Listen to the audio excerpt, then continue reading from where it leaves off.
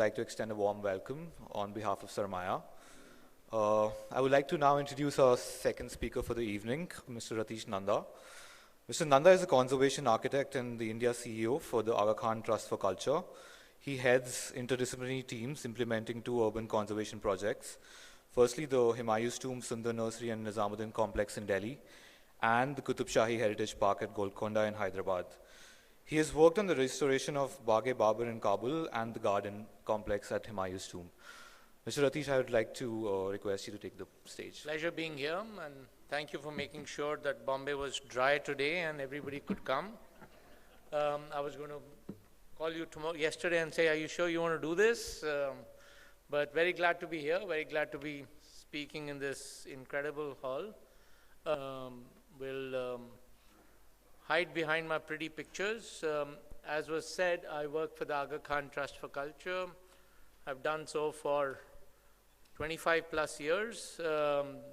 Probably that's more than how old Yunus is. So there we go.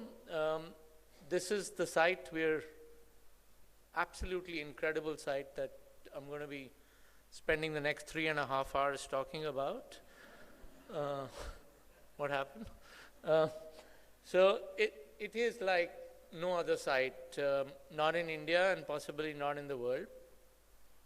The Qutb Shahis, who were contemporary to the Mughals,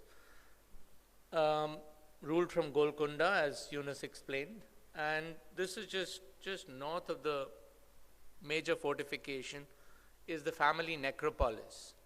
And with over 100 monuments within this incredible ensemble,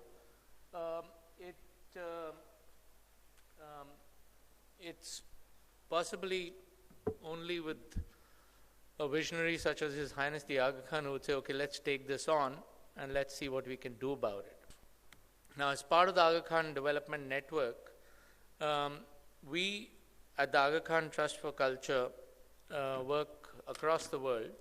But as part of the development network, we try to leverage cultural assets for improving the quality of life. So all the other AKDN agencies do the same, have the same larger objective.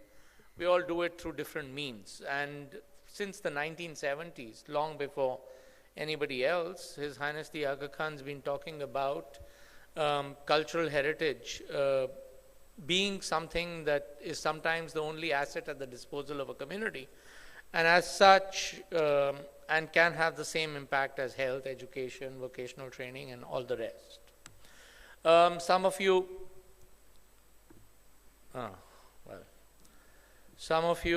clearly the slide projector wants me to go faster, so skip 2 slides. I hope all of you don't feel the same. All of you are probably familiar with what we've done in Delhi over the last 15 odd years, with sort of 60 monuments that have been conserved together with landscaping 200 acres and a major social economic development. So I won't talk about that, but that includes the development of Sunder Nursery, which this year we will expect 1.2 million visitors to. In this context, we were asked in about 2010 to do more work in what was then Andhra Pradesh, now Telangana. And we looked at various sites that could have the similar impact in terms of replicability, model conservation project, and so on. And we chose, I shouldn't have put the date up there. We chose this site, which is just, as I said, just north of the Golconda fortification. And this is a photograph, as you can see, 1902. This is what it looked like from Golconda in 1971. You can look at all the Jubilee Hills and all the other hills at the background. Nothing much had changed till 1991. And then something happened. All these Hyderabadis and Dakhini speaking people, I don't know what happened to them, but here we go. And the site today is really hemmed in. So this is, and these 4 slides really tell you what we're doing to our heritage countrywide. And so we're working under extreme urban pressures, and to create a little island of of reprieve or of joy or whatever. It was when we started. It was very interesting. We've been working at Humayun's tomb for 2+ decades, and we knew the site like the back of our hands. And we tried to do a similar kind of research analysis of the Qutb Shahi tombs, and we came up next to nothing, not even one publication. And mind you, there are 4 monuments. I mean, this is a better photograph, but 4 monuments in this complex that are 40 meters high, which is equivalent to Humayun's tomb. So imagine having 4 Humayun's tombs in one complex. We did find a lot of very interesting images in the Al-Qazi collection. I believe you have some images here which we would love to see and use. These have been very critical to the work we've done. A lot has changed since these images, especially with the landscape. Monuments have gone missing. Other images that show, for example, this was brilliant because this allowed us to restore the orchard. You can see the orchard. When we started, this ground, believe it or not, had gone and had some 10 and was actually 10 feet higher than what it is. So we had to remove about 10 feet of earth from here to restore these orchards here. Again, a view from the other side, view from the tombs looking to Golconda. So you can see the Golconda city wall just like 100 meters south of the tombs. As conservationists, we spent a lot of time looking at our laser scanning and all these new toys that the 21st century has produced. Laser scan, this technology was invented to mark leaks in nuclear plants. We now use it to document heritage buildings. We did a lot of archaeological excavations, which was very interesting because it really pushed the history of the site back to much earlier than the Qutb Shahis. There were settlements here and mosques and gardens before it became a necropolis. We were also, 106 acres, even though I showed you those images and you could see that how the site is now really hemmed in. 106 acres is still significant, and we did exhaustive landscape analysis. What are the slopes of the site? What is the vegetation of the site? This was done by the firm of Shahir Associates, landscape architects. They've been landscape architects for the Aga Khan Trust for Culture projects in Sunder Nursery, Humayun's Tomb, Baghe Babur, and other projects. So it's been many years of partnership.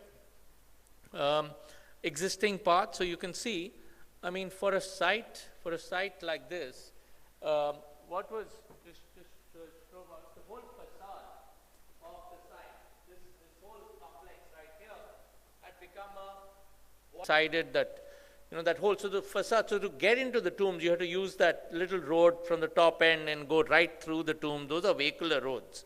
So it was really a pity of a site, and we and Shahir Saab worked out this master plan that proposed creating a facility access zone at the beginning of the site, a core archaeological zone, and ecological buffers on both sides. So, so this all of this inventory and all of this coming together really allowed us to understand that Hyderabadis, and he didn't talk about it, but besides Deccan, besides Dakhni, they call this site, this incredible great site, they call it 7 tombs. I don't know why. Maybe Dakhni has an answer for that. But so the first time I said 7 tombs, I went to the site, and I mean, you could call. So when we started with an inventory of about 60 monuments. And 10 years later, after clearance of vegetation, excavations, all of that, we have about 100 plus buildings and about 170 open graves, which are beautifully marble graves and so on. So this is what we started with. it was an agreement between the government of Telangana's Department of Heritage in something called the Qutb Shahi Urban Development Authority, which controls about 30 acres of the land, ourselves. Since then, we've had funding from the Tata Trust, from the US Ambassadors Fund, from the Embassy of Germany, a grant for one of the monuments from Indigo, and so on. So there were these 9 buildings that the Tata Trust supported. Now, going back, I'm very glad I have some of these images. We found this is one of the Al-Qazi images, one of the several Al-Qazi images that we discovered, and a lot of this has changed, and especially this building. So in that image, you really see portions of this building, and this is the building of the founder of the dynasty. This is Sultan Quli Qutb ul Mulk, Sultan Quli Qutb Shah, whatever, and great building, but not what was appearing in this archival photograph. So we started trying to chip away, and this is what came about it. But the moment we started chipping away the cement plaster from the 20th century, you came up with stucco work that was, not only was it 16th century, but it was not also not done by it was not done by Indian craftsmen, it was done by Iranian craftsmen. So this is the earliest, this building is the earliest import of this craft of stucco and lime plaster into India. And there was no end to the joys that followed. Once you start removing this lovely material called cement, and thankfully whoever used the cement, whenever they used it in the 20th century, decided to really dilute it for reasons best known to that person, to all of us. So it came off rather easily without causing much damage, and we were able to find these beautiful, intricate plaster patterns, each wearing on each of the 4 minarets and so on. And again, all of you look at the top 2 pictures, you probably can't see them at the back, sorry about that. But, just to put a nutshell, this is what it was, and this is what it became.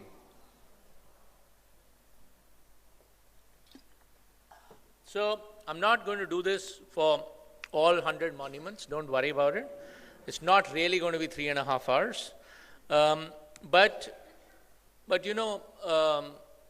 talking about Urdu and Dakhni and the Mughals and all of that, very similar thing happened here. When we went from Mughal India to Dakhni India, everybody said, oh, these Hyderabadis, these Qutb Shahis, they never built gardens. They never built enclosed gardens. Enclosed gardens, छोड़ो, garden भी नहीं बनाते थे. So all of these tombs were lying in, really barren landscapes. And then there was this stretch of wall which always intrigued me. I was like, what the hell is it doing here? It was partly, altered, standing in the middle of nowhere. And at some point, very early in the project, we started poking some spades in the earth, as people do, and we came across the fact that this enclosure wall was dressed granite. Somebody had chiseled dressed granite 9 feet below ground level and ran all the way around Sultan Quli's tomb. So your whole understanding, the conservation project means your whole understanding of what these guys were doing in the 16th century, the architecture, the landscape styles, all changes dramatically.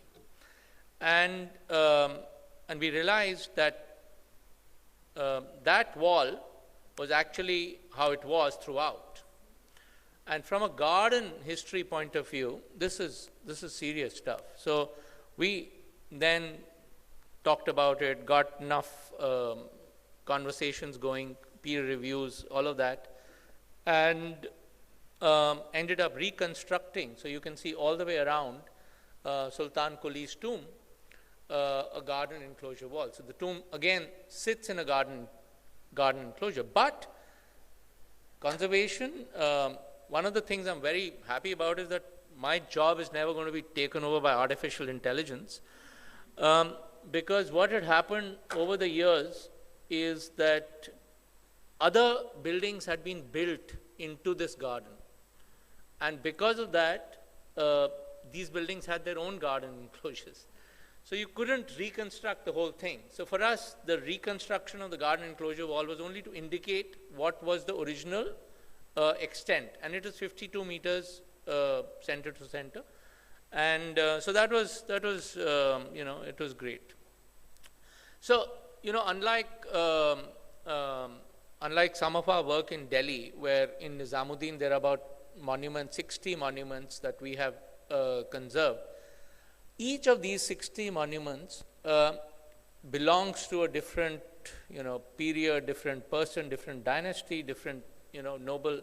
So, and the conservation challenges because of the material used, style of construction has all been different. Over here, this is the sort of work that we've done. We've found these monuments covered with cement.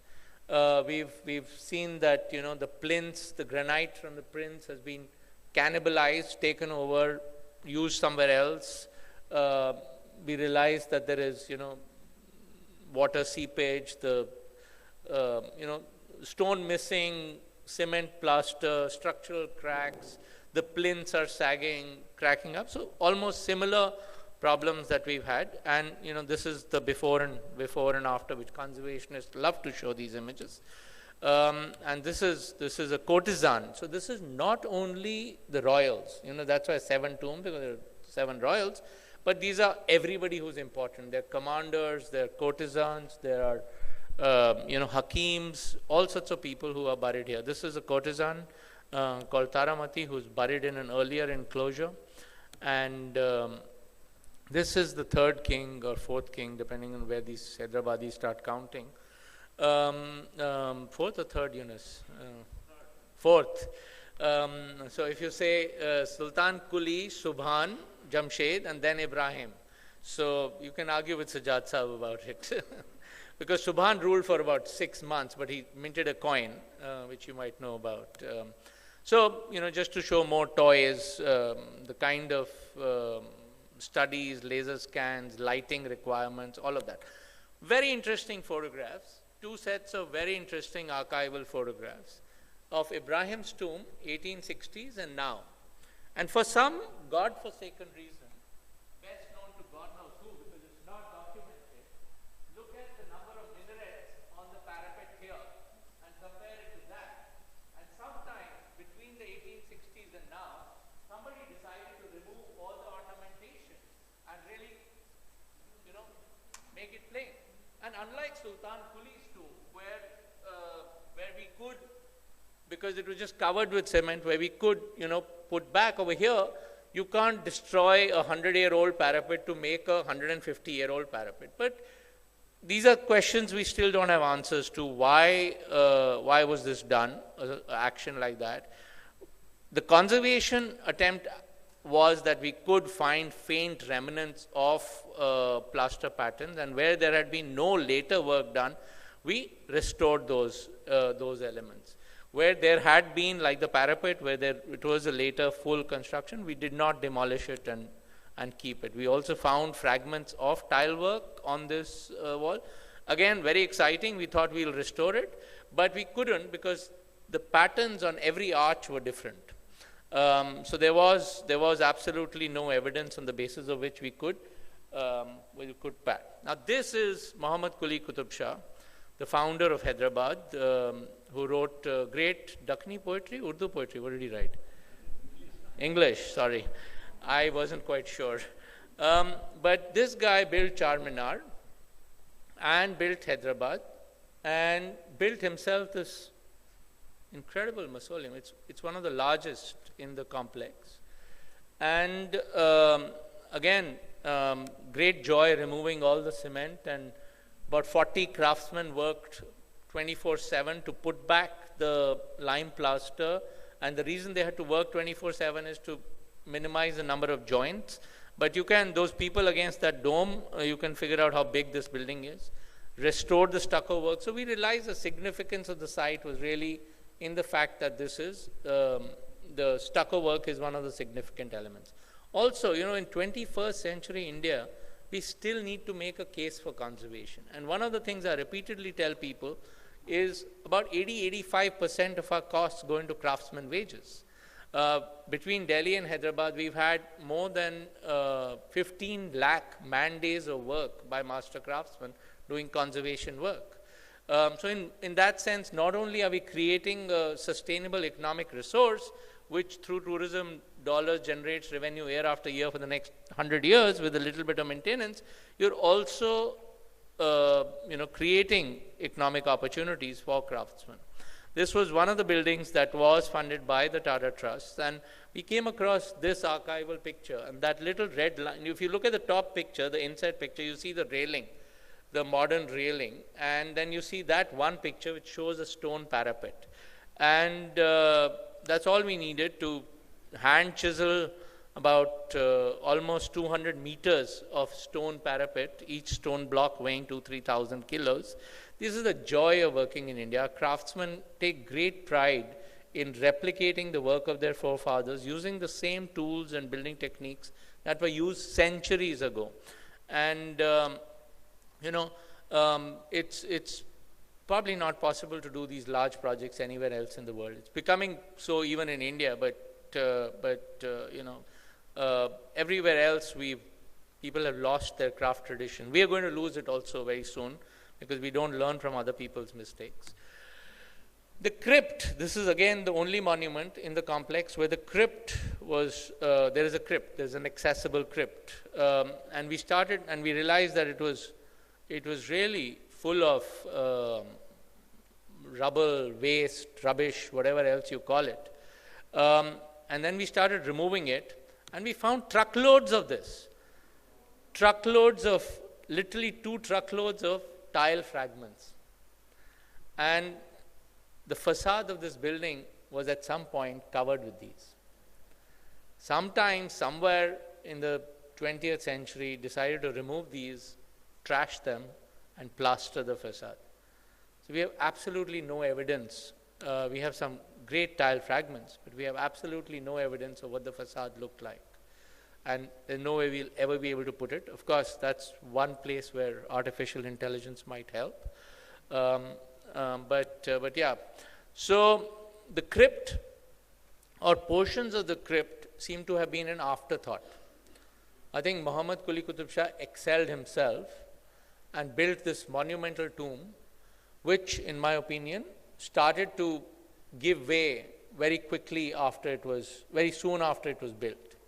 So they added this crypt very quickly as a buffer on all 4 sides, and unfortunately this is very poorly built. So you can see none of the arches are really arches, and then to make matters worse, 20th century, somebody added all this heavy cement use. As a result, there's been very little we've been able to do about it. The plinth is 40 feet wide, and every rain, despite our best efforts to seal the stone joints, every rain some water trickles down. And Eunice's friends take great pleasure in writing these big stories saying this is leaking. But that is something we have not been able to do anything about. From our perspective, because we can't take out the cement. If we take out the cement, there's a chance of total collapse. And in our opinion, which people don't understand, it's best that if there's water any coming down, it should just come down and get out of the masonry. But these are fun things that conservationists deal with. This was more of a success. Somebody in the 20th century had, for management reasons, obviously, because you don't want young couples to go into this crypt, I suppose. They built this brick jali, but that was replaced by us with this metal grill, which is not visible, but you can go back to the original design intention. This has been another tragedy of our conservation effort besides the crypt. This was the new 1980s garden, which was built around Muhammad Quli's tomb. You can look at the Japanese bridge and all the concrete on the bottom right picture, the concrete lanterns and all that. Now we got rid of all of this concrete, and it was only much later that we realized that Lady Diana herself had posed on this bridge, and maybe we should have retained it. But this is how it now looks. It goes back to what it was in the 16th century. This landscape restoration, and since my talk is titled Conservation and Landscape Restoration, was an incredible challenge. We ended up making at least 20 sets of landscape plans, one after the other, over a 2-year period to do this landscape because of the level differences. And this is how the surface was with concrete roads and all of that. And we didn't think much about it. But this is what we discovered. That was the original level. And this is the amount of earth. So we found all this network of aqueducts from literally 300 years. Not only Qutb Shahi, they're later also, but whole network of aqueducts, very, very exciting waterworks across the site. This was right under that concrete bridge. So every time we thought we'll finish this word at the original level and we start digging, somebody had added an aqueduct at a higher level. So to go back to the original level, we couldn't sacrifice an aqueduct. So a lot of compromises, a lot of very interesting archaeology was discovered, and that is the end result with the aqueduct partially now above ground, and you can access both the hammam to the right and Muhammad Quli Qutb Shah's garden on the left. I did show you this picture before, it was to show Golconda, but just while we were speaking, Mr. Paul talked about his interest in water bodies, and we realized when we started in 2013, that we had to buy water because the site was just so barren. So imagine doing a conservation project in the 21st century when we know water is scarce, not in these times and not today in Bombay, but leave that apart. Water is scarce. Buying water to conserve 100 monuments and to landscape 106 acres and spend 20,000 rupees on a 10,000 liter tanker of water. And that's where this photograph is very interesting, because this is an 1860s photograph and it shows Golconda, but it also shows the remains of a Baoli. And this Baoli didn't exist anymore. So which is why this photograph was interesting. In the end, this is one of the inventories that we've done. I've again shown this picture before, but you can see the specks of blue. So we realized that there were at least 8 step wells in this complex, and we have been able to find 6 of them and restore them. The 2, including this one, we found absolutely no trace of, none. We excavated the whole thing, we did everything, no trace. So whoever filled the Baoli up decided to take the stone away with him or her. We carried out, under Shahir Saab's guidance, a whole slope analysis to figure out how rain was really falling and collecting and flowing through the site, and then got to work. So this was what is called the Badi Baoli. There are other Baolis in the site which are bigger than this, so I don't know why this is called Badi Baoli. But we realized that that this could hold up to 35 lakh liters of water. And we reconstructed 600 cubic meters of this wall. 600 cubic meters, for those of you who are not familiar with cubic meters, one truck carries about 4 cubic meters. So there were 150 truckloads of stone masonry that had to be done to reconstruct this collapsed portion and rebuild the Baoli. Now this is about 30 lakh of liters of water, which collects every rain, and we, together with all the Baolis, we now collect almost 2 crore liters of water, which gives us a surplus now. This is the other Baoli, which is, in my opinion, far greater than any of the monuments on the site. The monument standing in the back, the dome, is Muhammad Quli Qutb Shah's tomb, 40 plus meters high. And then you have this Baoli which was filled up, this is what the eventual plan was, and dressed granite. This is, in my opinion, one of the earliest structures, probably predates the necropolis. And again, similar story, granite was missing and all of that, and it's all been put back. And this is about 25 meters below ground. So this is a 8-storied building, which is all below ground, so you don't see it. And when you got these hundreds of these big dome structures, it's easy to forget that these are also interesting structures. Again, once we started removing, we found, you can see at the back, some remnants of stone masonry. We had to almost excavate very carefully with a tooth comb to look for stone masonry, and eventually create not only a Baoli, but also a public space around it for performances and for people to gather. This is quite near the entrance of the site, and this is how it looks. So on the basis of all of this drawings, we divided the 106 acres into spaces, catchment areas for each Baoli, and graded the earth towards the Baoli. So that has allowed us, and then we've imposed, this map is not really clear, but we've imposed a whole irrigation system with pipes and pumps.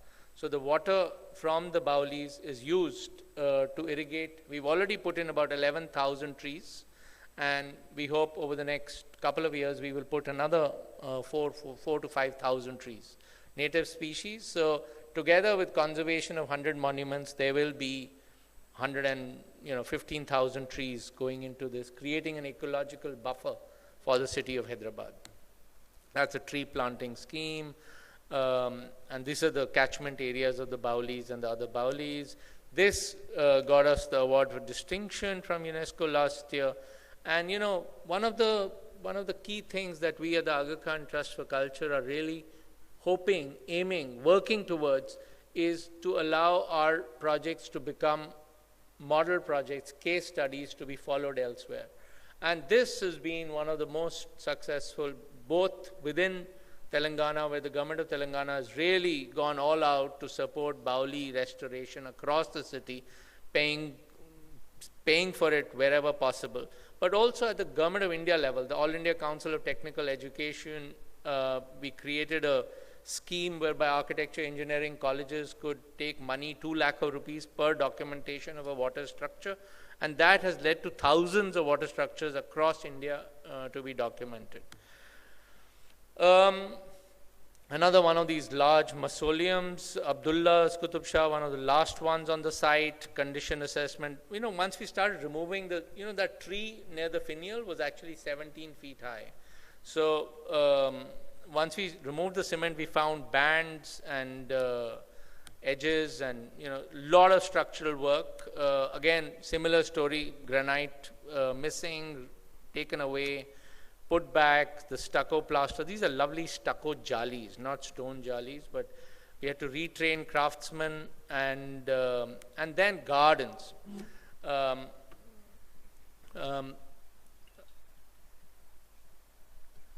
Yunus, are any of your 3 or 4 bikes parked here?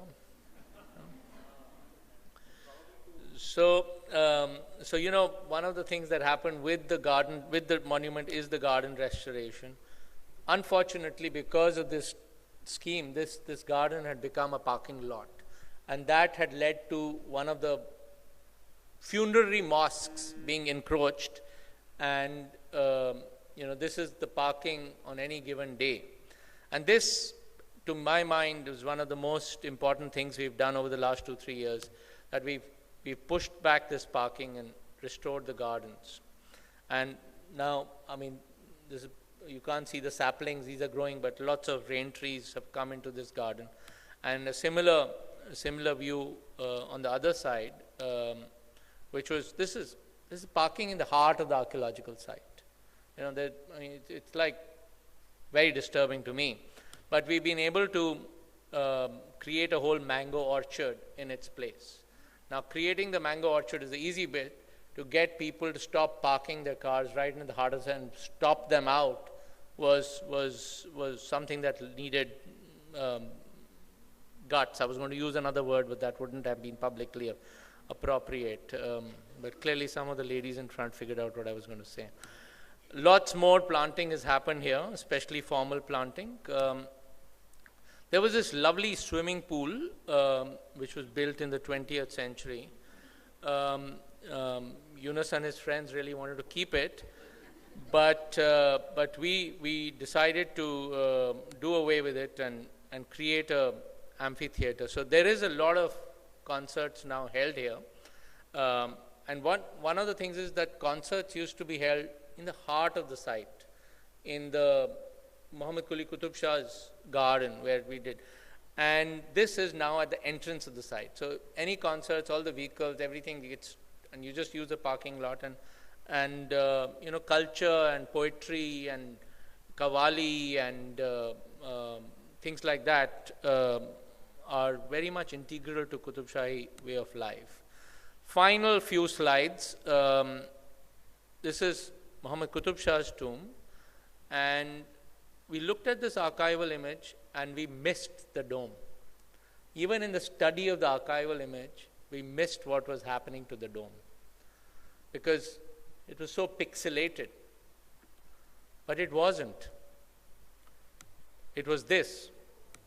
When we started, our routine work was, okay, let's start, put up the scaffolding, let's start chiseling away the 20th century cement. We found tile fragments. You know, so the conservation work has revealed a lot of stories. You know, the Qutb Shahi is revealing their intentions to us. It's been incredible. So wherever we touched, we found fragments of tile work. And some very intricate patterns. Why somebody would cover. So I think there's going to be a question and answer session after this. If anybody asks me why somebody covered that, I'm going to walk out of the room. So in India, no common sense answers, please. No common sense questions. Doesn't work. Look at those patterns, you know, just below 2 centimeters or 3 centimeters of cement. So this is what they would have looked like, and this is what the dome would have originally looked like. So someday, hopefully, we're still trying to fundraise for that, we will be able to put the tiles back. You know, it takes a lot of craftsmen, as I said, to do what we do. They are the really strength of our work. And finally, this, when it's finished, would be a 106-acre archaeological park, garden, like no other in the world for the city of Hyderabad.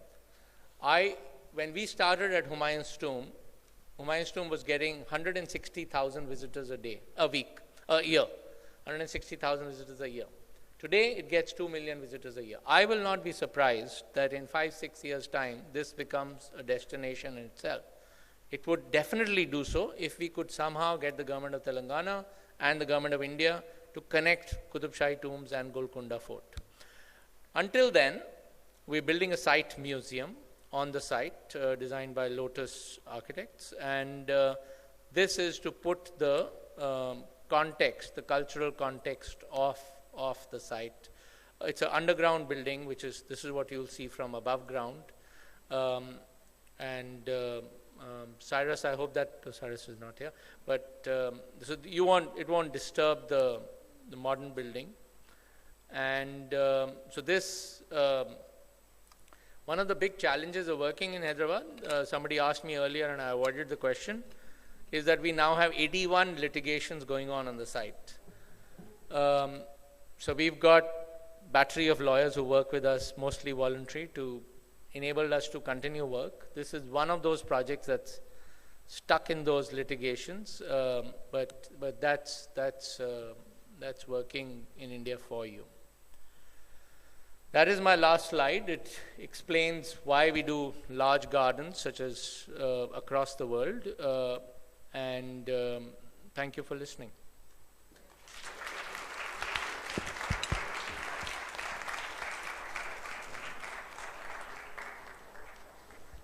That was a wonderful talk. Thank you so much, Ratish. We are now taking questions. People still have energy for questions. I'll be very impressed with Bombay or Mumbai. Were the workers local workers from the area itself? So, ma'am, this has been one of the things that's been a constant issue with us. In the end, what we've come to the conclusion is that when these buildings were built, or any of large construction projects, workers traveled to do this. We have tried our best to engage as many local people as possible, but the craft skills are just not there, even though the material is granite. So, and really so not all workers are local. There are, for example, the stucco work is done by craftsmen from Madhya Pradesh or Rajasthan. But I've come to peace with that, because I've realized that even when these buildings were originally made, they were not built by local workers. So even when we built in Delhi, we tried to train local youth to become craftsmen. Nobody wanted to do it. They wanted to be computer mechanics. The most popular course that we gave out or funded in Nizamuddin was girls and boys wanted to be trained to work in a salon.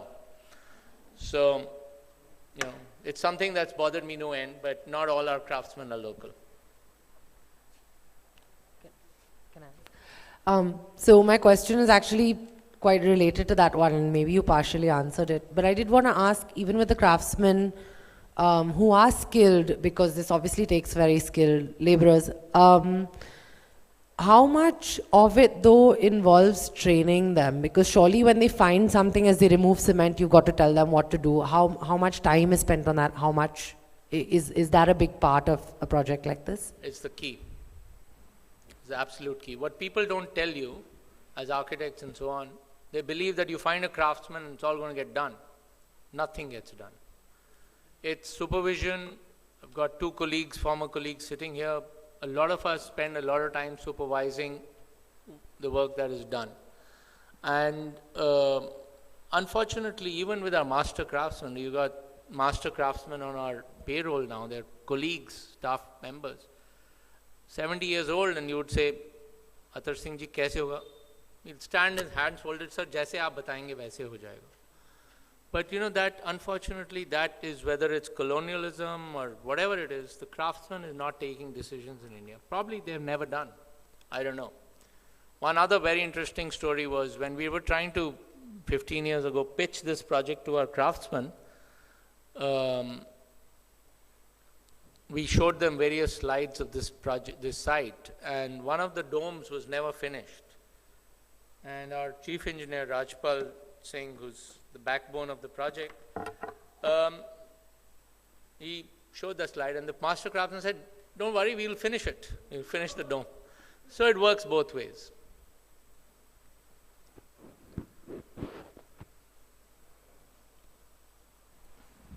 Thank you for a fascinating talk. I actually had a question and a comment, both. I'll ask the question first.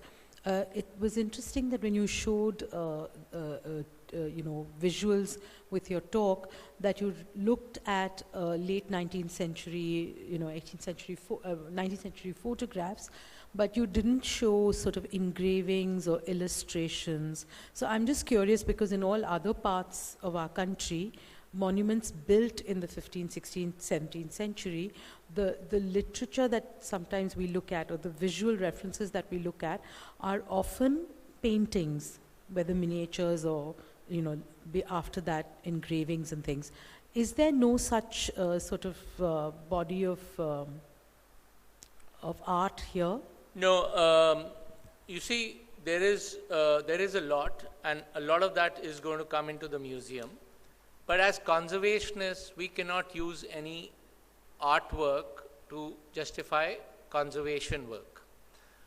Our evidence really needs to come in situ. Got it.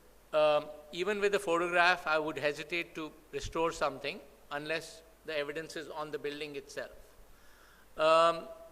And paintings are usually very good for landscapes, but for these buildings are full of stucco plaster patterns. I haven't seen any painting pre-1860s that shows that. There are a lot of paintings of Hyderabad. There are paintings. There's one very famous painting in the National Museum showing the Naya Killa and Golconda and all of that. Those are not precise. Those are, they're not abstract. They show the whole thing, but not something that we can use. So they can use to indicate where the buildings were, what sort of garden layout you had, but nothing more from a conservation perspective. I just wanted to comment on what you said earlier about craftspeople traveling and your comment on artisans or craftspeople today and seemingly not wanting to be guided rather than taking decisions on their own. And just to draw a parallel from the textile world, it might actually have something to do with language. Because I just came back from Kashmir. I was there last week, and talking to and spending time with a lot of Pashmina weavers. And with them, the kani, the design is actually taught to you like verse. So it's like binary verse. If you lose the language and you lose the song, you lose the ability to create the design. So I'm wondering whether there's a connection between loss of language or rather loss of that oral tradition of being taught in a meditative way what to do or what comes next. And whether that has something to do with the fact that we are not a linear literary culture. We've lost the architectural language totally. Yeah. I mean, we probably in India never did drawings. We never did architectural drawings. These were all buildings that were made on the basis of models and so on. But even then, one of the reasons that Indian crafts, building crafts are dying is A, there is no government patronage for it. B, there is no, the building sector does not know how to use these because, you need, architects don't know how to use the craftsmen. And so we've lost all of that. You might have something there, but I can't respond to that. Okay, we're taking one last question. Post this, you all can just speak to Mr. Ratish. Can you describe the 3D scanning process in brief, really short version, and are you also using it to recreate virtually before you end up being able to commit the plans in brick and mortar? That's the first one. And the second one is, when you find it hard to figure in situ what the original would look like, are you using any of these newer AI models to train them in order to potentially see by feeding in the data from in situ? No. So, to answer your second question first, we are not, there is so much here that is already there. If we do use, it's not AI, but if we use comparative understanding of other historic buildings, it will mostly be done virtually, not on the monument itself or in the museum. And I've forgotten your first question. The 3D scan works like a scanner, except that it's no, it's just the same way as your paper scanner. It scans the surfaces in 3D. We use it mainly as a documentation technique. We've used it. We introduced it in India in 2008. Now you can just go to any surveyor and get it done, or lots of surveyors and get it done. But it's a fancy tool.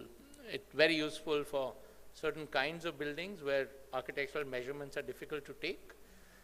Not so much in this, but very useful for stucco patterns and cracks and so on.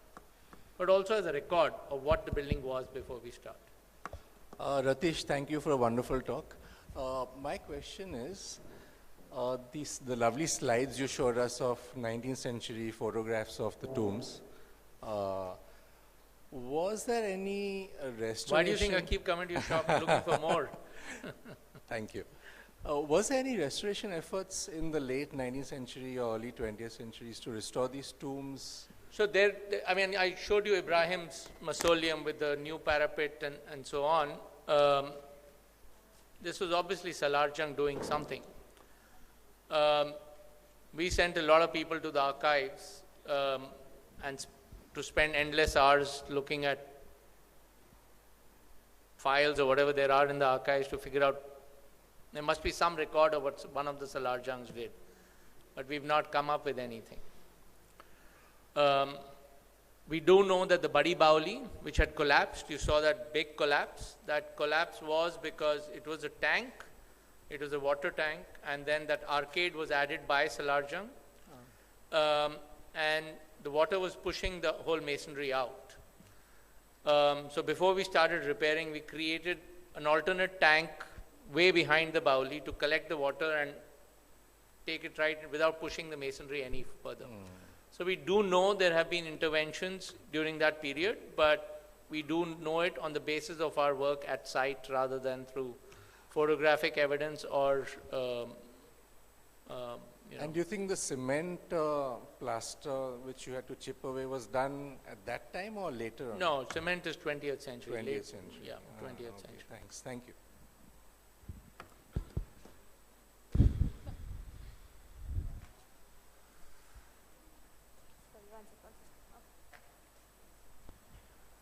You've been working on the site for a while, and as an architect, I wanted to ask you, what do you think was the original intent of this site?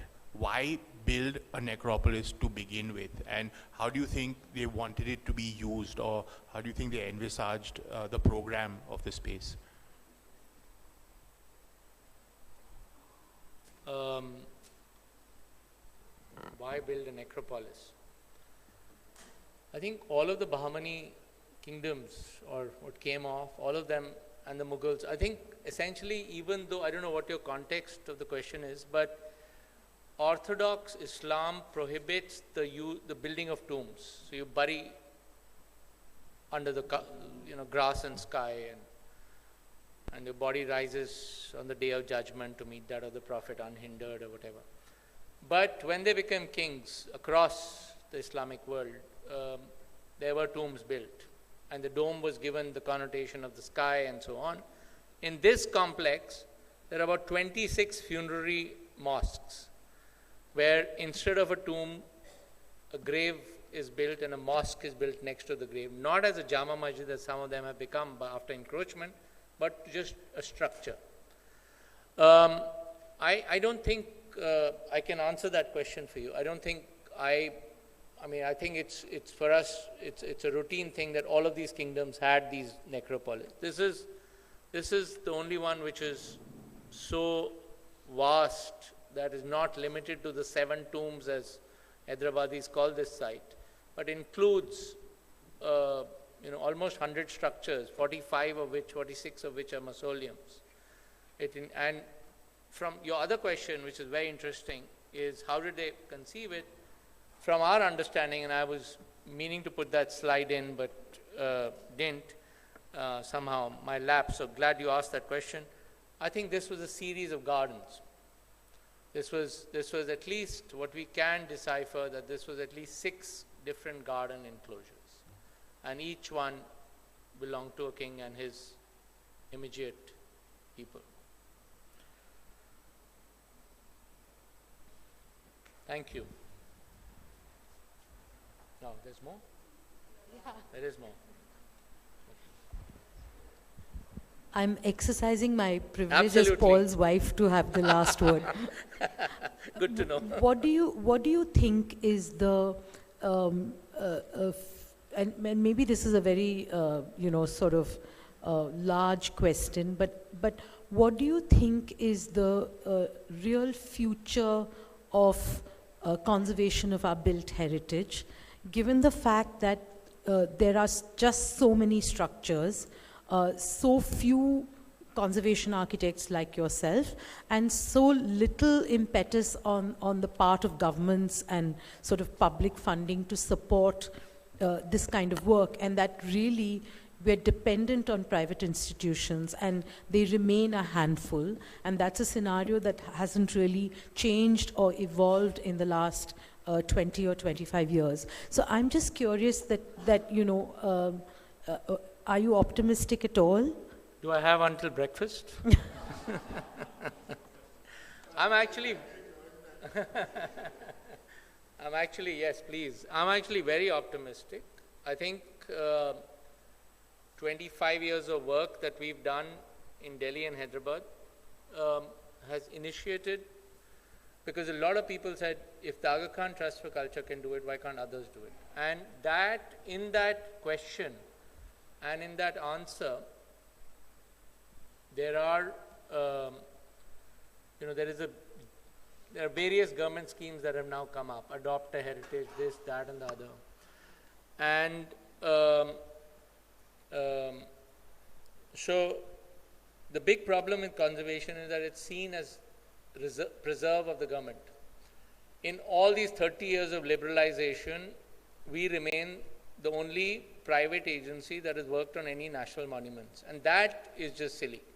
So it's great to have this Tata Trust funding, the German funding and so on. So with the Tata Trusts, what we did last year is we created conservation specifications.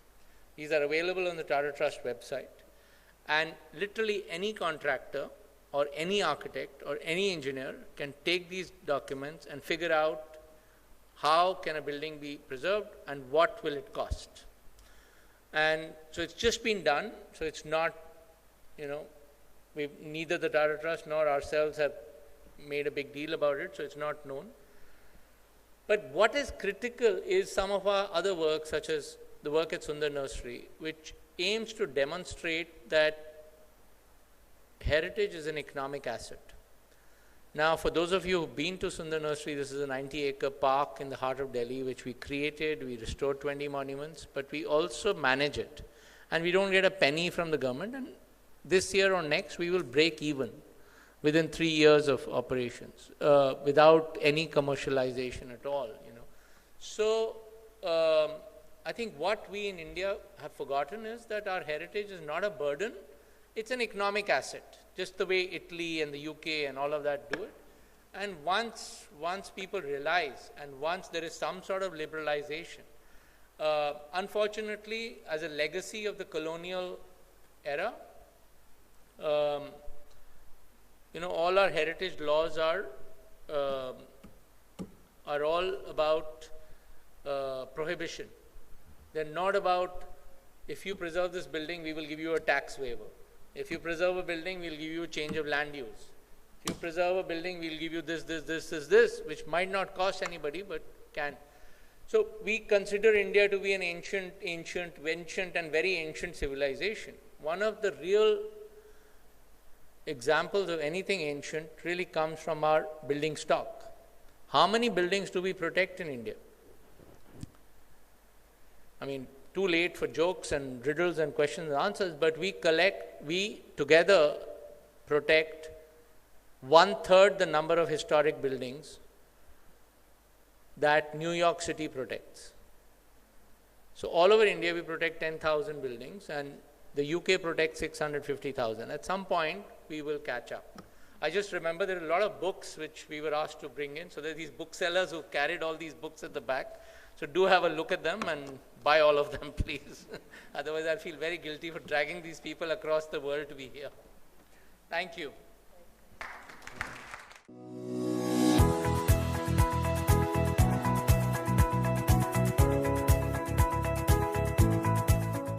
Subscribe to Sarmaya and be a part of the stories and conversations around art, history, and culture.